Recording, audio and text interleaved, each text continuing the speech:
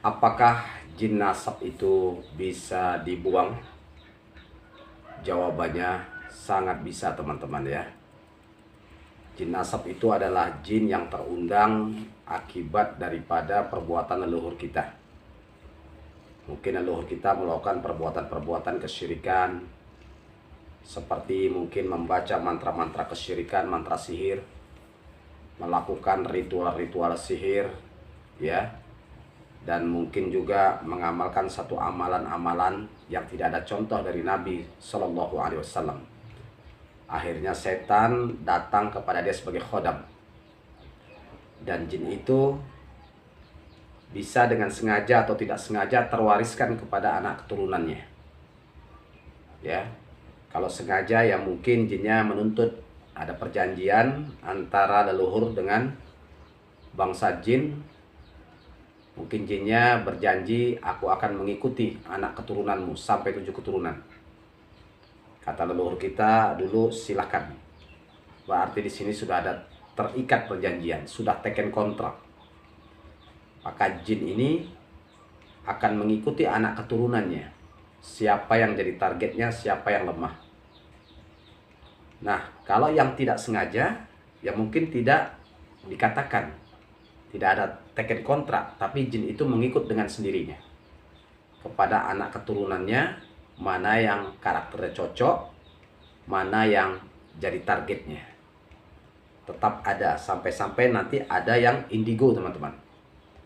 Ya, ada yang indigo, sampai-sampai bisa kayak ngobati orang, bisa nerawang. Nah, mungkin umumnya manusia menganggap ini kelebihan.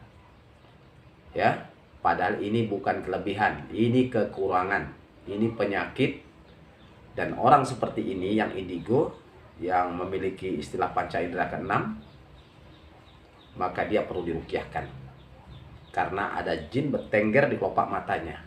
Dia ada khodamnya, maka dia bisa nerawang, bahkan bisa menerima bisikan, bisa membantu mengobati orang, dan lain sebagainya. Tetapi ini bukan keberuntungan, ya. Malah ini kehancuran, teman-teman. Ini permainan iblis. Disinilah talbis iblis bermain tanpa kita sadari. Jadi kalau ada anak-anak indigo yang memiliki panca indera ke-6, itu perlu diruqyahkan, teman-teman ya. Perlu dibuang khodamnya, karena itu adalah penyakit ya. Dan bagaimana cara membuangnya?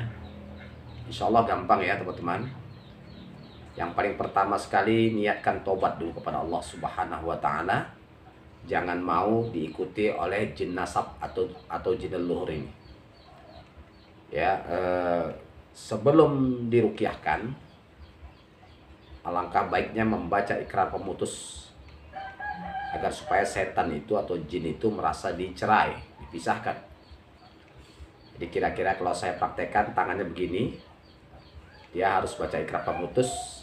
Kira-kira kalimatnya seperti ini.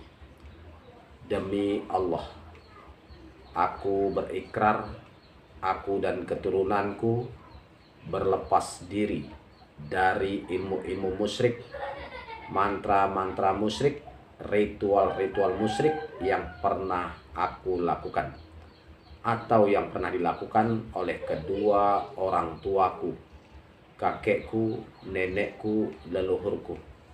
Ya Allah, ya Tuhanku, sekiranya aku diikuti oleh bangsa jin atau syaitan, dari manapun asalnya, diundang atau tidak diundang, sengaja atau tidak sengaja, sekalipun dari leluhur, aku berlepas diri darinya. Cukuplah Engkau ya Allah sebagai pelindungku, sebagai Tuhanku. Tidak ada Tuhan yang aku sembah selain Allah, dan Nabi Muhammad itu utusan Allah. Tidak ada daya dan kekuatan kecuali hanya milik Allah. La haula wa la quwata illa billah. Nah, setelah itu baru diruqyahkan ya. Diruqyahkan, insya Allah itu kalau ada khodamnya, ada jin nasabnya, jin leluhurnya, dia akan reaksi. Bisa bergetar badannya, bisa langsung kesurupan, menjerit, atau meraung ya seperti harimau, atau nyakar-nyakar seperti harimau. Nah, itulah jin ya, setan khodam. Dia tidak terima ketika dia mau diusir, makanya dia berontal. Terus bacakan terus sampai dia kepanasan terbakar atas izin Allah. Insya Allah nanti ujung-ujungnya dia akan muntah-muntah. Ya, nah, demikian teman-teman ya. Pokoknya kalau ada keluarga, anak, siapapun, kemanaan yang bisa indigo, yang bisa melihat jin, bisa nerawang, bahkan sampai bisa ngobati orang, dia itu perlu dirukyahkan.